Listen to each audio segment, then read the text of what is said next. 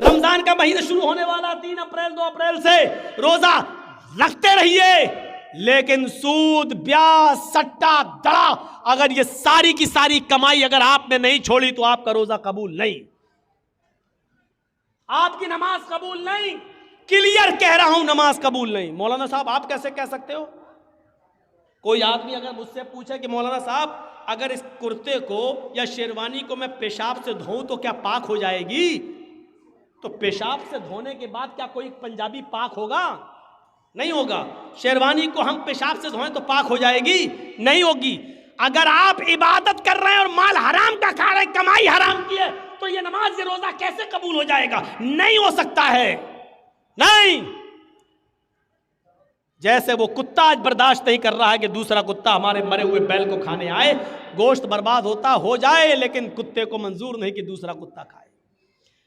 یہ صفت آج ہمارے اندر پیدا ہو چکی ہے، بلکہ ہمیں دوسروں کے مال کو لوٹنے کی فکر ہوتی ہے۔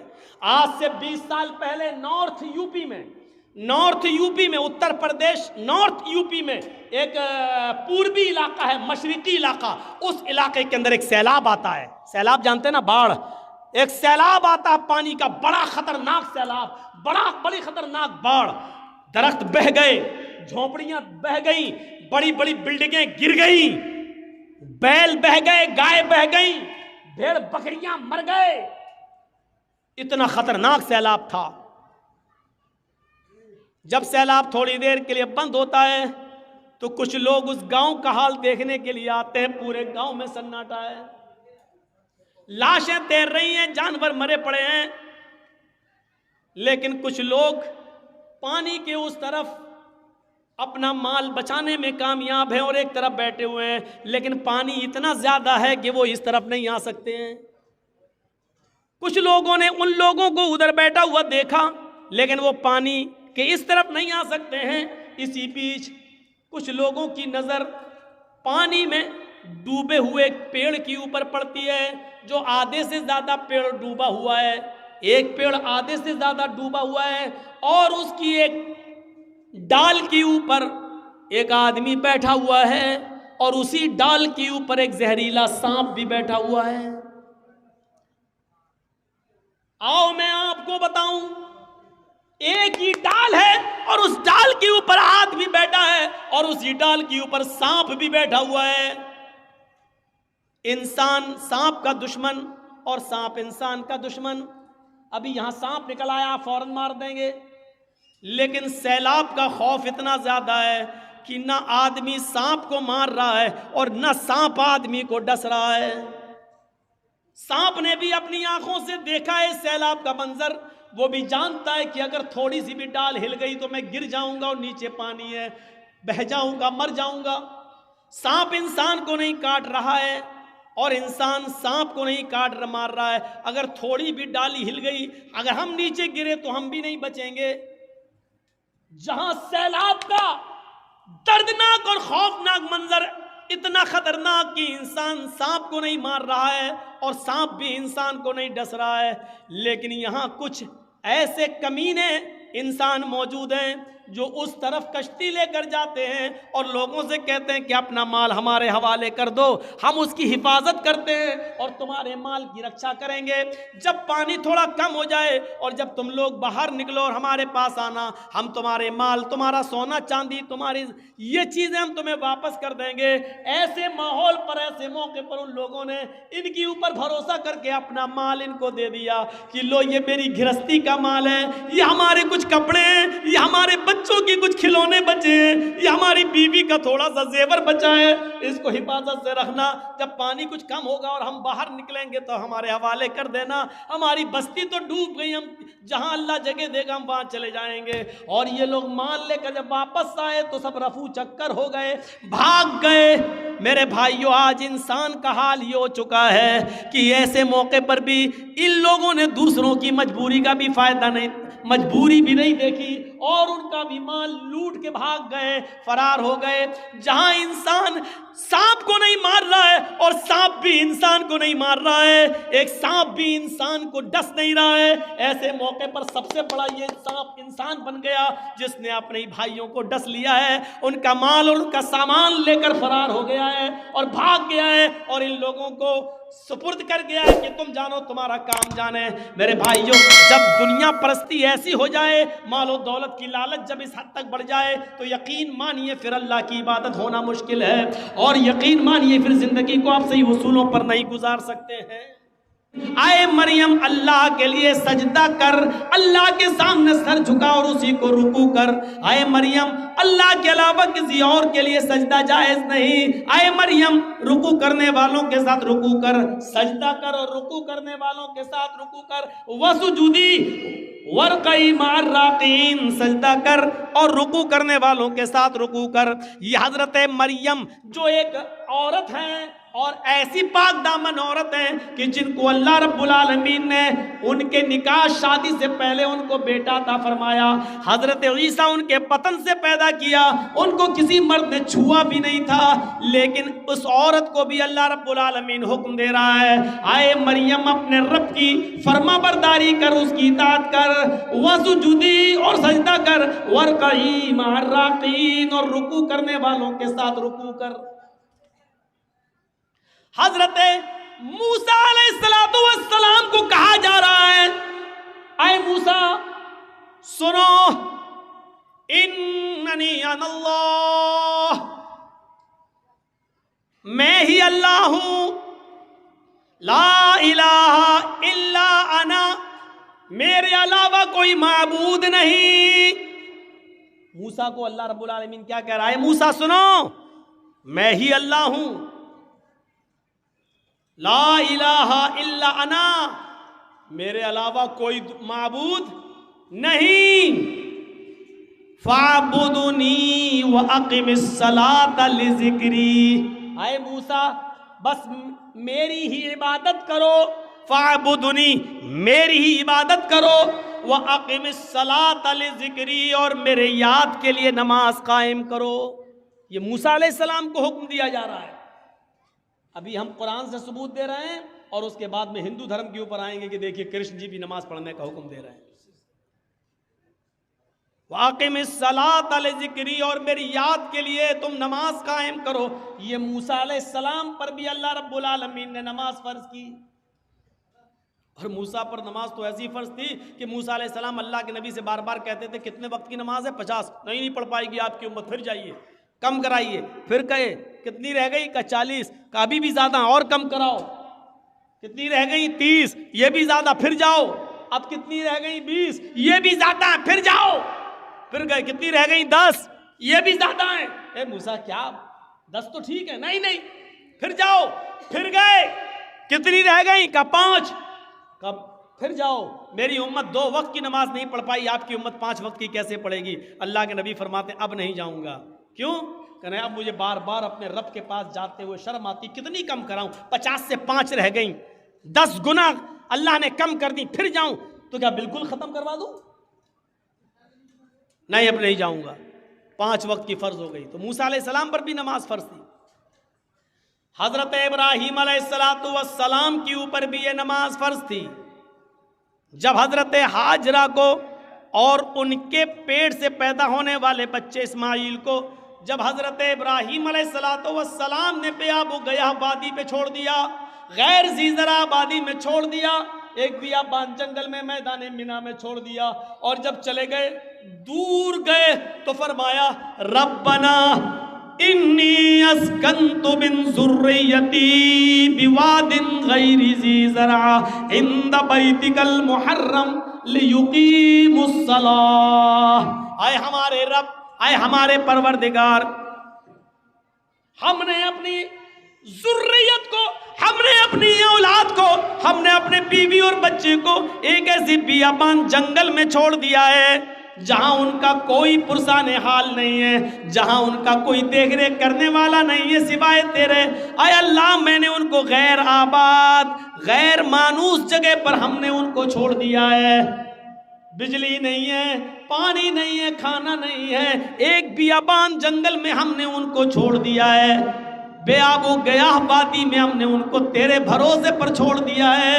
اے اللہ اس لیے یہاں چھوڑا ہے کہ ان سے آبادی بڑھے، پھلے پھولے، لیقیموا الصلاۃ، تاکہ یہاں یہ لوگ جب پڑھنے لگے اور آبادی بڑھ جائے تو نماز قائم کی جانے لگے، نماز پڑھی جانے لگے۔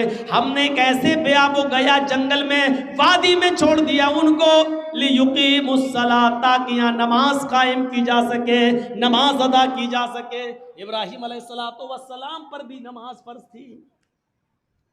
ایک دوسرے موقع پر ابراہیم علیہ السلام نے کہا رب اجعلنی مقیم الصلاۃ ومن ذریتی ربنا وتقبل دعا۔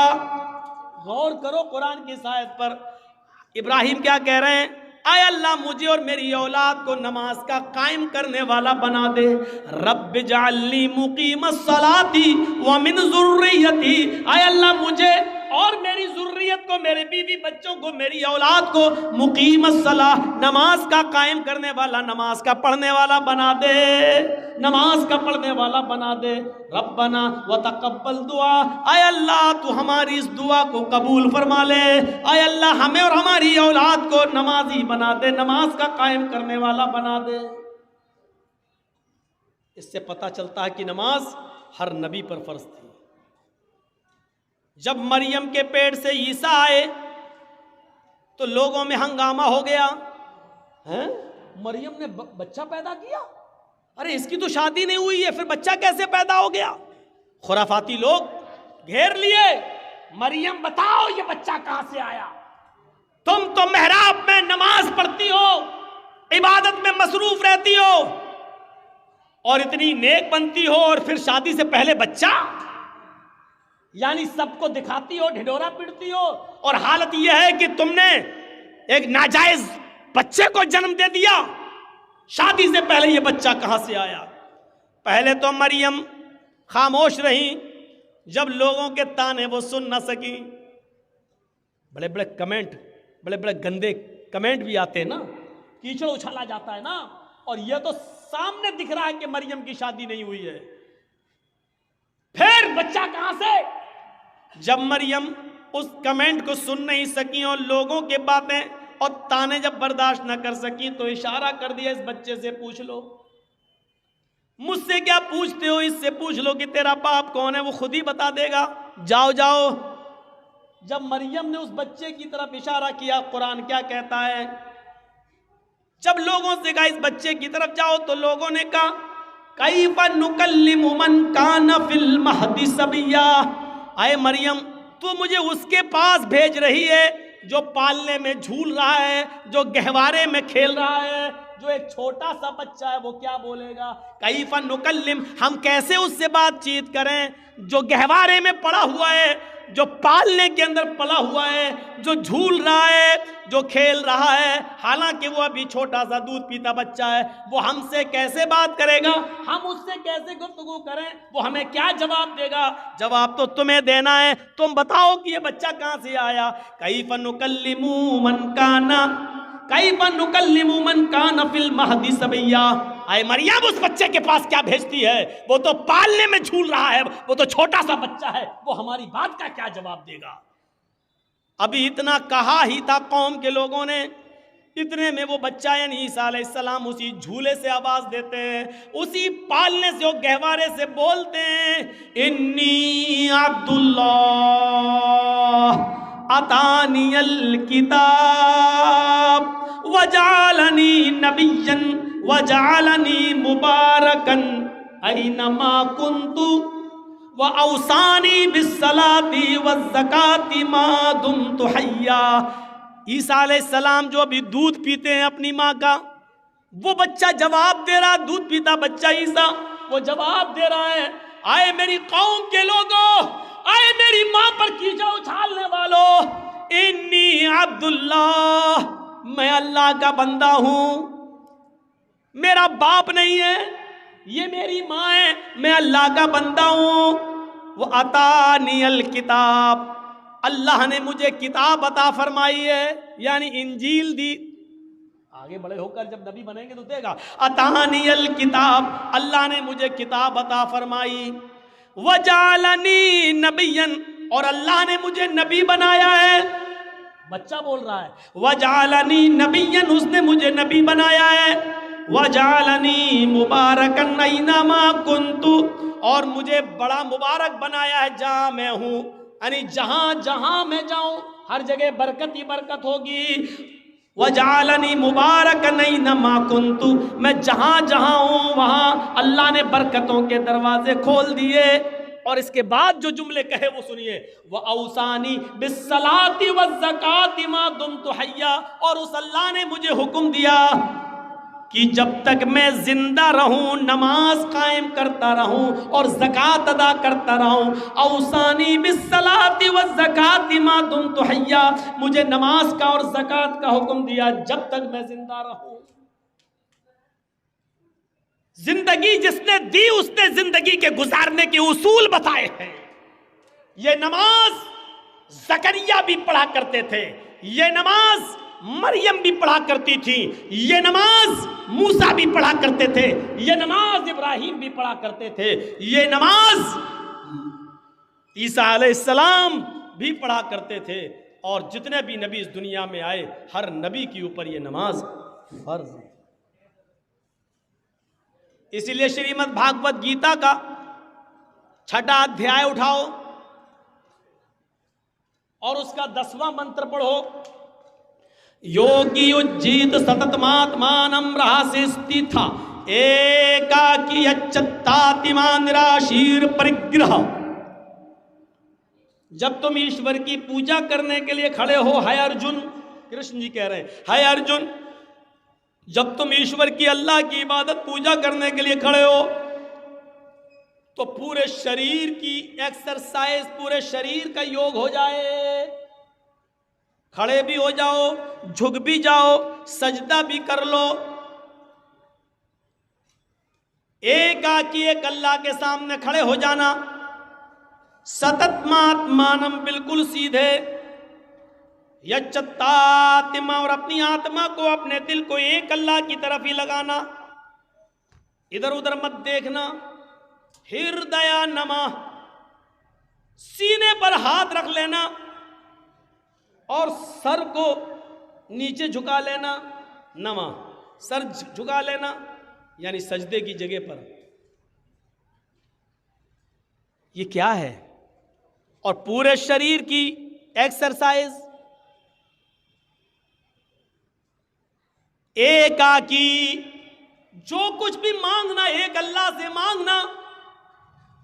نراشیر، اور سب سے نراش ہو جانا، اوپر والے سے نراش مت ہونا. یہ پوری کی پوری نماز. پنچم سمیا کرتویہ، اور ایسا 5 وقت کرنا. مرگ چرم، ہرن کی کھال بچھا لینا.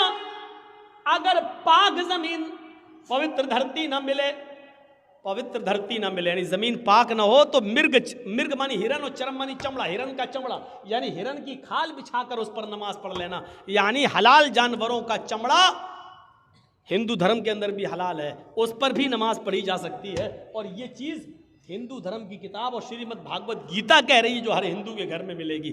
گیتا کہہ رہی ہے نماز پڑھنے کا ثبوت ہندو دھرم کی کتابوں میں بھی. زندگی گزارنے دینے والے نے زندگی گزارنے کے اصول بتائے ہیں، کتاب میں آج موجود ہیں. اور سب سے بڑا عقیدہ کہ اس زندگی کو گزارنے کے بعد پھر ایک دن ہمیں اور آپ کو مرنا بھی ہے، اس لیے موت کو بھی کامیاب بنانا. مرنے کے بعد کا تصور ہمارے اور آپ کے دل میں رہے گا تبھی ہم یہ کام کریں گے. اگر یہ ہوگا مر جائیں گے، مٹی میں مل جائیں گے، بعد میں کچھ نہیں ہونا، تو کوئی آدمی نماز نہیں پڑھے گا، کوئی آدمی اچھے کام نہیں کرے گا. کیوں کرنے لگا؟ جب مر کر مٹی میں ملنا ہے تو ہم اچھے کام کیوں کریں گے؟ دنیا میں کتنا اختلاف ہے، کتنا نزاع ہے، کتنا جھگڑا ہے. اس اختلاف کو ختم کرنے کی ایک ہی